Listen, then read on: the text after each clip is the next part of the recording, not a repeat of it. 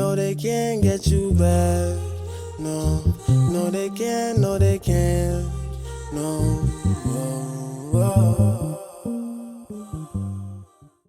What's going on, guys? Arsenal versus Crystal Palace. Team sheet is over here on this side. What is going on over there? Team sheet is over there at this side, and looking for another 2-0 win today for Arsenal. Mars Lewis, Skelly and Timber are back as win-backs. I know they were replaced over the weekend and came on in the second half, and this is where we're getting into this rest thing. And I think there's been a discussion this week about should Arteta rest them and should they not. Well, there's a few things here. Number one, medically we know that if you leave a player out too long, then they lose their rhythm, they lose their game pace. You know, players want to be playing, players have to be playing in order for them to keep those optimal levels up. You can't be at optimal level if you're sitting down doing nothing, and practice, quite frankly, does not replace real game time. So I think a lot of players, you know, they talked about Spurs and Man United and they've got nothing to play for, they're not going to get relegated, those two teams, and they have the Europa Cup, and what should they do? And Spurs made 5 changes, but by the way, they weren't academy players. They were just normal players who played in their squad. It weren't like they were starting to play the young guns. Man United talking about how they're going to play all their academy players and all that. Look, I don't think there's no right or wrong in this situation, but as far as Arsenal goes, even if you're resting players, you need to be giving them 25, 30 minutes because you have to be having them, you know, keeping them in that zone, right? You can't just say, you got a day off today and that's it. So, and it really depends if they're carrying knocks or if they've just really been overplayed. Take, for instance, today, Mikel Moreno is being rested. And he's someone who badly needed a rest. We talked about Odegaard and Declan Rice needing rests. But Thomas Partey, he had his rest the other day. He's starting today. So the midfield is going to be Thomas Partey, Odegaard and Rice. As well as the back four being the normal back four. Up front is where it gets really interesting though. Martinelli, he's going to be on the left. Sterling comes in on the right. He's got a score today, man. He's running out of games now. So he's got a score today. And then it's Trossard in the middle. Now, I talked about in the last game playing Trossard in the middle. He's had, 4 goals in the last 3 appearances there, in terms of when he started. So he's done really well. And I know last game we played a 4-4-2, so you have to count it as him playing up front, right? But he's just done well there. And this isn't the car crash we saw when Odegaard was injured and Havertz and Trossard had to fill in at that number 10 role. And for 10 weeks and nearly 3 months, neither sort of held their head up high. And it actually took them out of their game. It took Trossard away from his role, put in a role that was unconventional for him. The same with Havertz. Havertz was playing well up top, playing really, really well as a number 8. And then we put him at the 10 and it was just nothing was going on there. And we suffered for that time. And is it a time and a place where we probably lost the title? Maybe. That can be up for discussion. But what I do know is that neither player played well at the 10. And when you look at how Zinchenko filled in, why didn't we play Zinchenko there? You know, why didn't the guy filled in for Odegaard last month and was outstanding, scored a goal, created 5 chances, and that's what you kind of wanted from him. So, look, you know, the past is the past. We're talking about now the future and what it means to us resting Mikel Moreno, probably the right thing to do as well. And, of course, resting Saka. Now, we know Saka had the little knock, and does that mean that he should have missed out on today's game? Well, possibly yes, because, you know, padding them in cotton wool is nice, but as I said, you still need to have some kind of run out. You still need to have that. So time will tell which players will get on the field today and kind of make that happen. But back to today's game, am I expecting any resistance? Not really. Clean sheets at Arsenal's forte. They've had so many of them. Best defence in the league. So what we're saying is, in order for us to even match last season's fantastic league display of 29 goals let in 38 games. We can only let in 2 more goals in the next 5 games in order for us to meet that. Whether we will or we won't really depends on Kiwior, but Kiwior's been lights out. And a lot of that has got to do with you're paying a natural left-footed player at centre-back, left centre-back. So it just makes all the difference in terms of the way his infinity is on the left. He's better on that side. He can read things more, get his angles right. And everything just seems to be like it's working, rather than sort of shoehorning somebody in who's right-footed.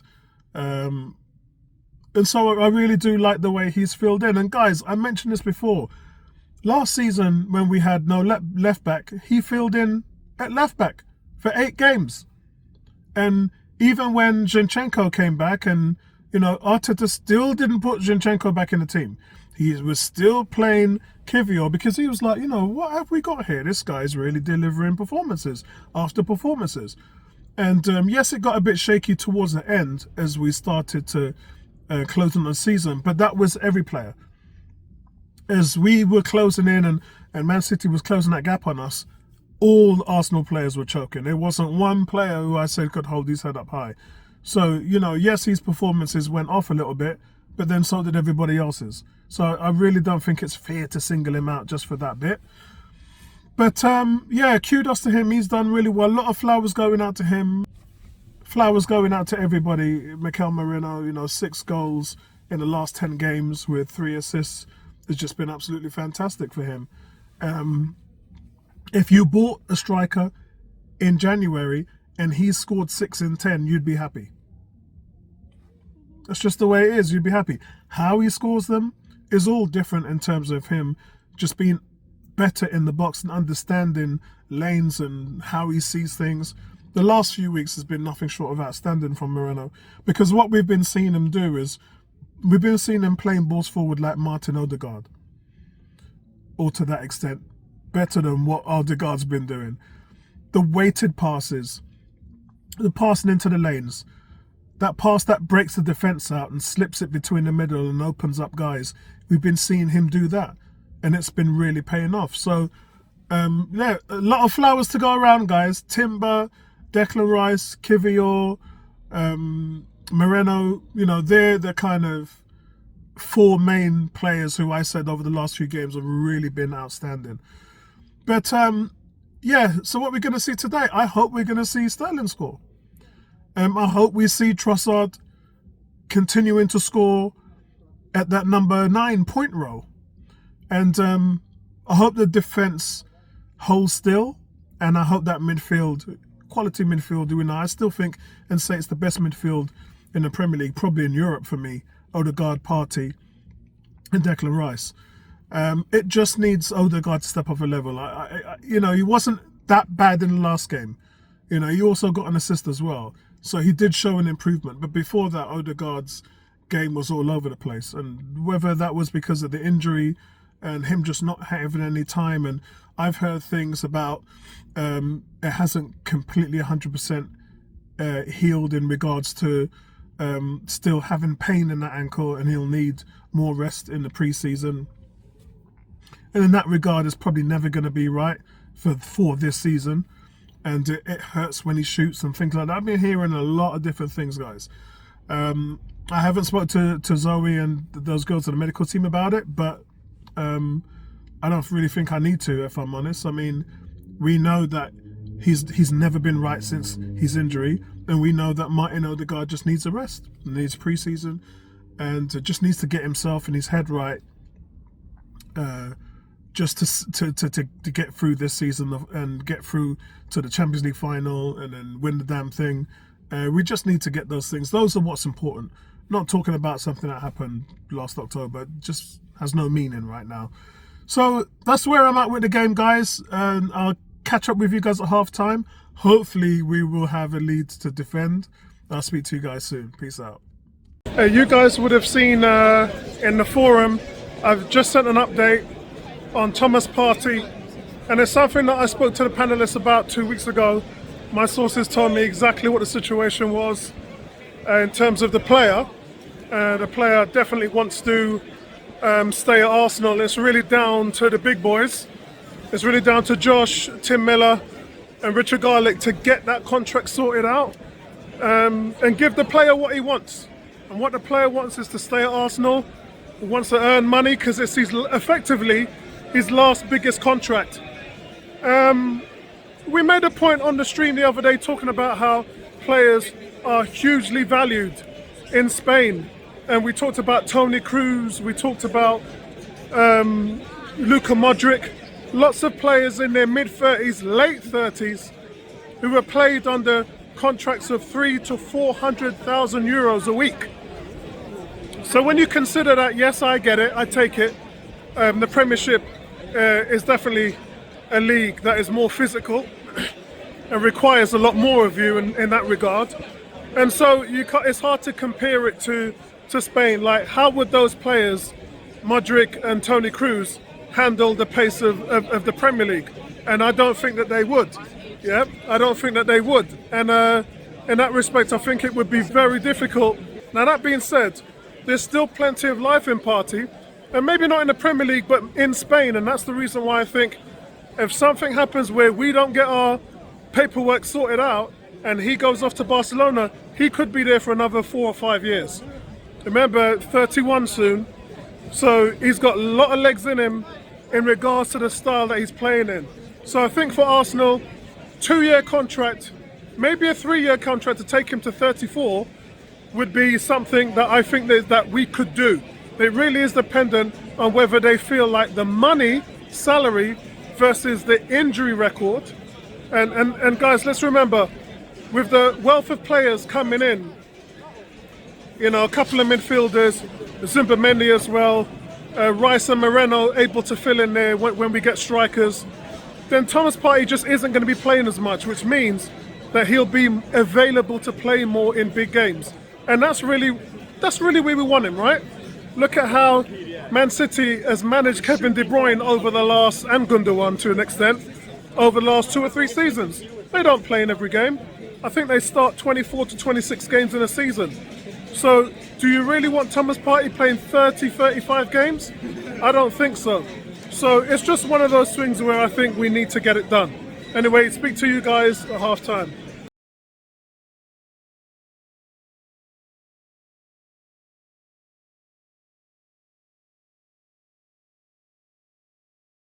Right, guys, it's Arsenal 2, Crystal Palace 1. First of all, what a scrappy game. Really, really terrible quality. Players giving balls away. Odegaard with the early goal after 3 minutes, though. Nice delivery, near post, Kiwior on the set piece. But then after that, I did say that these are the 2 best scoring set piece teams in the league. It's the best 2 set pieces teams in the league, and you knew Palace was going to have something up their sleeve. My question on that, first of all, quality delivery, quality finish by Eze. But why didn't Arsenal put somebody on Eze when you knew he was standing out there by himself? It just, so that for me, that's what my conversation is at half time in terms of what on earth were we thinking, leaving him standing by himself on the edge of the box. But anyway, guys, it's still a quality finish. After that, it was kind of all Palace for the next 20 minutes. And Eddie Nketiah should have scored. I don't know why Eddie hasn't scored, and if he carries on like this, he probably will do. But remember, Arsenal don't give up more than 2 goals in a game. Today, they just look completely off it. It just doesn't seem to be any intensity in Arsenal's game for most of the time, and I can tell you straight away now, the issues seem to be up top. They just don't know where we are up top. There's no identity. We have Sterling, Trossard and Martinelli in there, and Martinelli has been sort of shifting in the centre and on the left, but Trossard has spent 80% of the time in the first half playing on the right with Sterling, which means that there's nobody in the middle except for Declan Rice, and he's deep. So you're essentially playing on both wings with no impact in the middle, and it's horrible to watch. It just seems like they have no idea what they're doing. At one point, they put Trossard on the left and put Martinelli in the middle. That must have been something that Arteta saw, where he tried to make some adjustments. Half time, I'm sure they'll get it sorted out, but it hasn't looked pretty in the first half, and to be honest, we've been all over the place. The Palace, for me, have created the better chances, and we could be in a half time 3-2 down. So you need to tighten that up a little bit. A few airy balls and mistakes.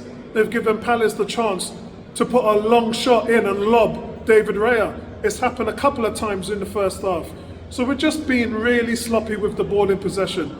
Hopefully, after the next 10-15 minutes, they'll bring on some other players and then we'll rotate a little bit. But at the moment, guys, the scoreline could be anything at half time, the way we're playing. There's definitely 3 points that are not secure at the moment. We just need to control the temperament, stop giving away silly, sloppy balls, and try to play with a target man. At the moment for Trossard now, that's 5 goals in the last 4 starts as a striker, 3 goals in his last 2, and he's pushing for that spot against PSG. That's what he's doing. That's the conversation after today's game, because all he does, playing up top as a striker, seems to be scoring goals. Speak to you guys at full time.